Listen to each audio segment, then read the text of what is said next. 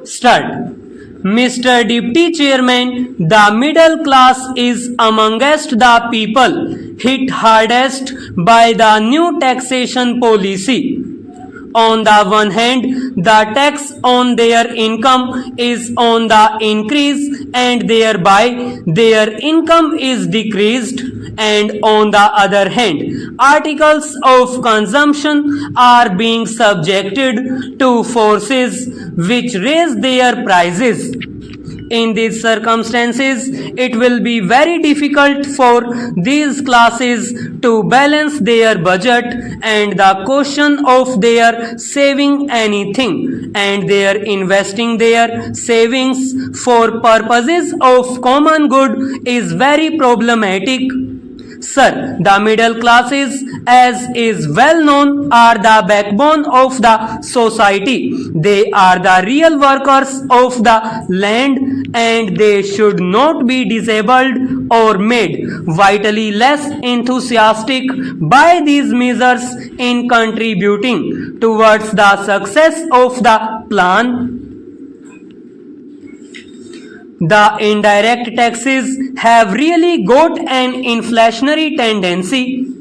To a complaint made in this respect, the Honorable Finance Minister said that the inflationary tendencies are already there and that the government through these excise duties will be able to mop up a portion of the extra profiles for the benefit of the exchequer, and he implied that these excise duties need not raise the prices in many cases. The inflationary tendencies are due to the play of market forces, and the prices will go up to a maximum that can be borne by the consumer. Sir, he seems to have a very tender heart for the inflationary tendency, but I do not know whether the inflationary tendency has got any compunction or consideration for the ability or the inability of the consumer to bear the prices that those tendencies may put up. In certain other cases, he admits that the excise duties do raise the prices, and in such cases, excise duties are designed to restrain consumption, either to bring about internal investment and to increase exports.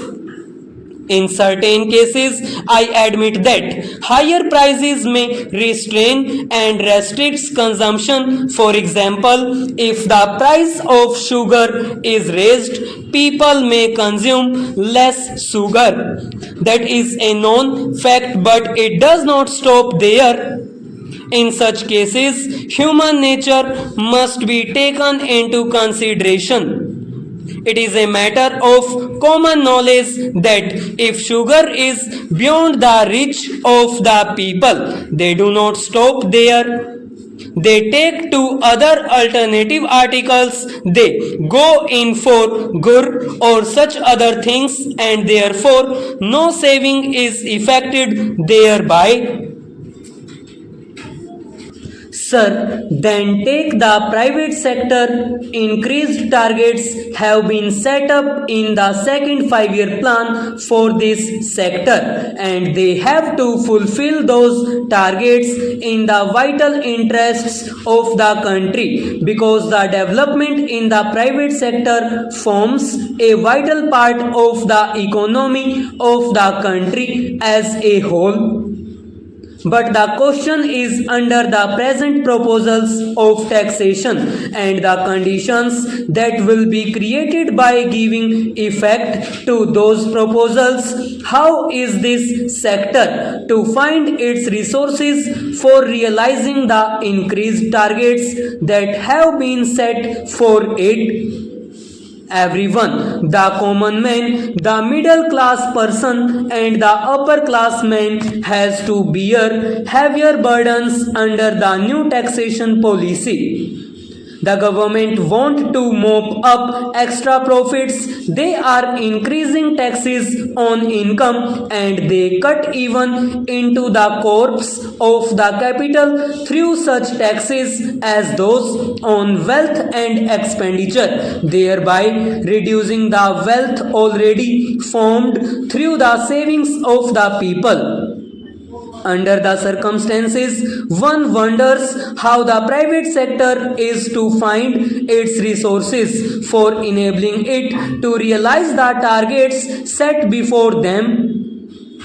I do not know whether the finance minister has said anything explicit or clear on this matter. If the targets of the private sector are not fulfilled, that will create an grievous gap in the development of the country.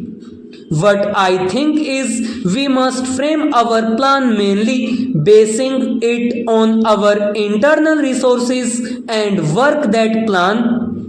Side by side with that, we may have another set of projects and schemes which may be executed as and when we get sufficient foreign exchange and foreign aid. Otherwise, what will happen is if we are not clear cut in this matter of keeping internal resources mainly separate from the foreign aid and foreign exchange, we will be landed in difficulties in the middle of the execution of the plan. Then it will be very difficult for the country to get back from the midstream.